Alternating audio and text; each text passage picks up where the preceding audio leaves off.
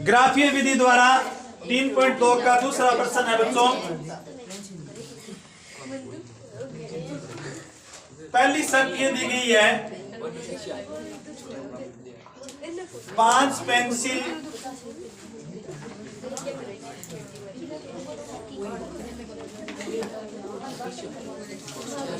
व 7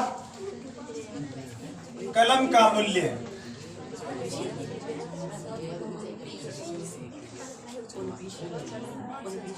50 रुपए है, और दूसरी तरफ है 7 पेंसिल और 5 कलम। 7 पेंसिल व 5 कलम का मूल्य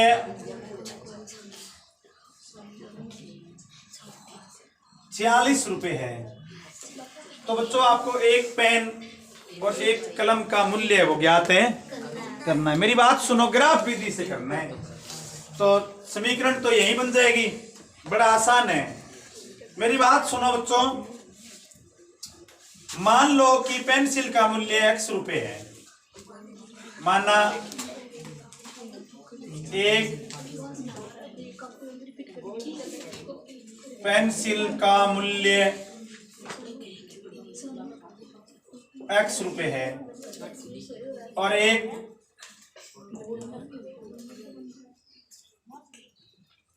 कलम का मूल्य y रुपए है। ये मैंने एक का मूल्य मान लिया। अब समीकरण बनाते हैं। देखो पहली शर्त ध्यान से पढ़ो, 5 पेंसिल और 7 कलम। एक पेंसिल का मूल्य मैंने x माना है तो 5 पेंसिल का मूल्य हो गया 5x। तो 5 पेंसिल का मूल्य 5x, 5 पेंसिल का मूल्य 5x और 7 कलम का मूल्य 7y। एक का y है, 7 का 7y हो गया, बराबर हो गया बच्चों 50। और दूसरा देखो 7 पेंसिल 7 का हो गया 7x और 5 कलम का मूल्य हो गया 5y बराबर 46। ये होगी समीकरण नंबर 2।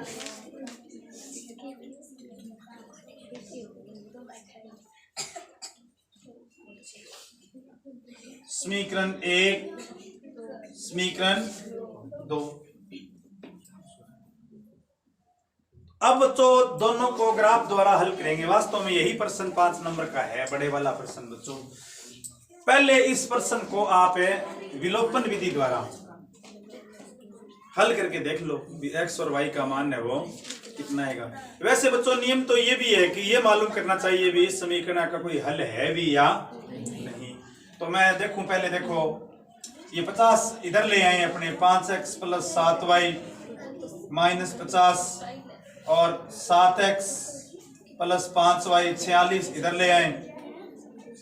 यहाँ 0 यहाँ 0, a1 बटा a2 ऐसे ज्ञात करो। यहाँ 5 बटा 7, फिर ज्ञात करो b1 बटा b2 7 बटा 5। तो देखो बच्चों दोनों बराबर नहीं आ रहे, दोनों बराबर नहीं है ना। तीसरा ज्ञात करने की जरूरत ही नहीं है, दोनों ही लिख लो। ये यहां पर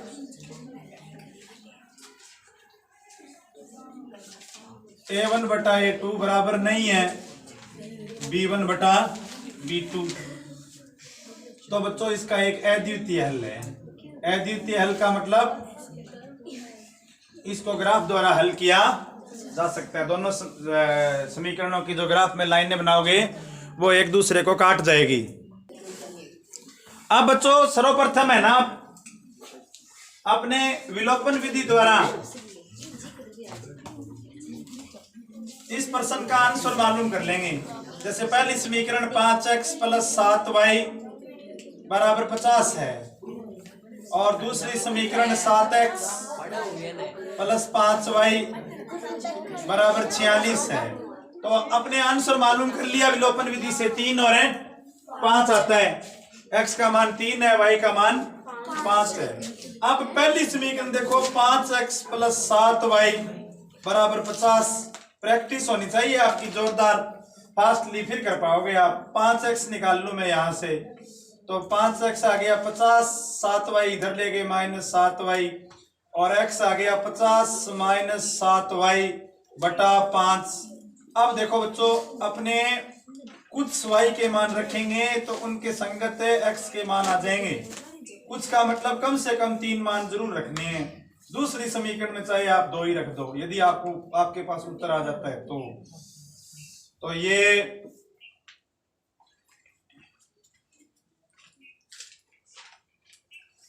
सबसे पहले देखो एक मान तो रख रखा है, y का मान 5,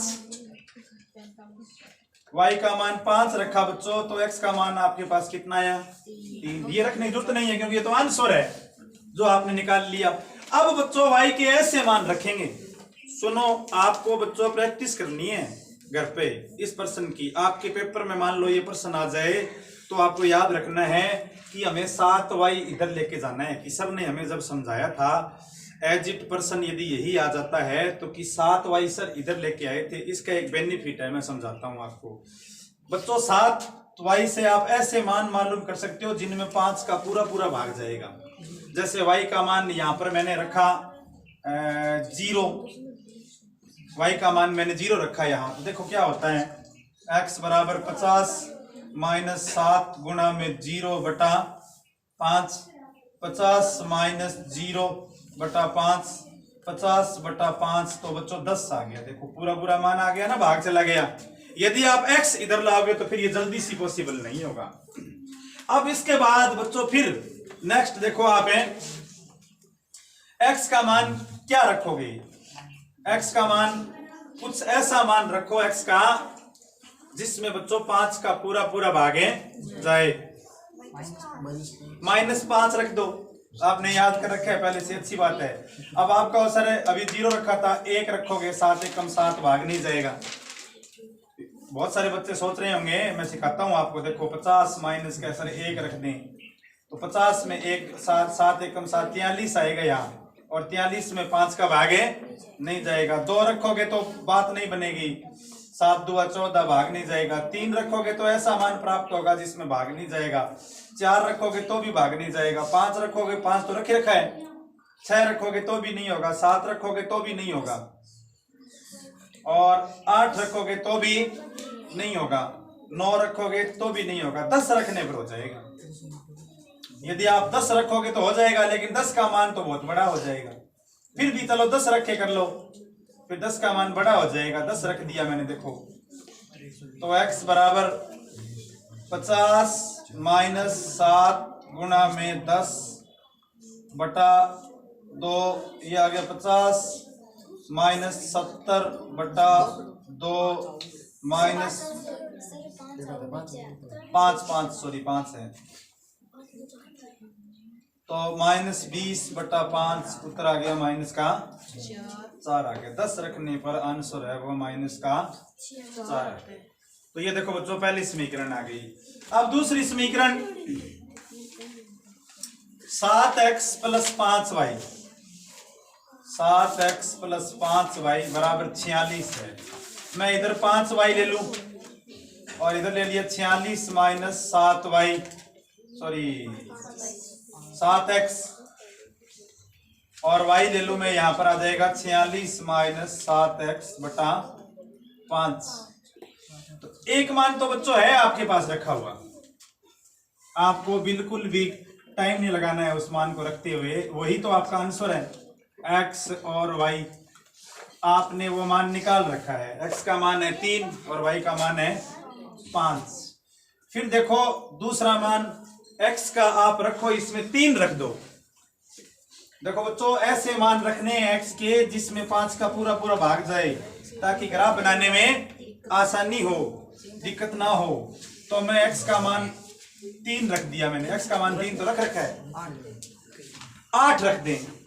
बिल्कुल सही बोल रहे हो आप, देखो इससे पता लग रहा है आपकी तैयारी है। इसका मतलब 8 रख दिया तो y आ गया, देखो 46 -7 गुणा में 8 बटा 5, 46 -56 बटा 5, ये आ गया -10/5, ये आ गया -2। तो अब बच्चों 2 से ही वो 2 मान से ही आपका ग्राफ बन जाएगा, क्योंकि आपके पास आंसर तो है। तीसरा मान आपको रखने की जरूरत ही नहीं पड़ेगी। देखो बच्चों, चूंकि ये बैट बॉल वाला मूल्य वाला सवाल है और मूल्य है वो बैट बॉल का कभी माइनस में नहीं आता, इसलिए 100% इस चतुर्थांश में ये लाइनें काटेगी। ये रूल है, जब भी मूल्य पूछा हो ना किसी वस्तु का, तो दोनों लाइनें इस कॉलम में, जिसको आप चतुर्थांश बोलते हो, में काटेगी। तो x के मान देखो अधिकतम कहां तक चाहिए अपने को, 10 तक। इधर 10 बना लेंगे, 1 2 3 4 5 6 7 8 9 और 10।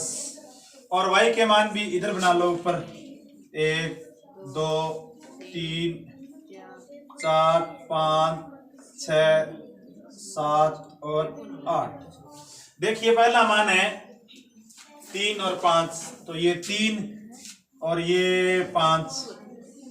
फिर दूसरा मान है 10 और 0, 3 और 5, 10 और 0, ये रहा 10 और 0, 3 और 5, ये 3 और 5 हो गया। और तीसरा मान है -4 और 10, इधर बनाना पड़ेगा आपको, -1 -2 -3 -4। बच्चों ये आपको ग्राफ में देखना पड़ेगा कि क्या ऐसे मान पॉसिबल है। यहां तो मैंने मान लिया है कि 1 वर्ग बराबर मैंने 1 ही माना है, आपको वहां 1 वर्ग बराबर 2 भी मानने पड़ सकते हैं यदि पॉसिबल नहीं हो तो -4 और ऊपर जाना पड़ेगा 10 तक, बड़ा मान हो गया 9 और हो गया 10। तो -4 और कितना है बच्चों y का मान, y का मान 10 है। ये मान उल्टा लिख दिया मैंने, तो सही है, माइनस तो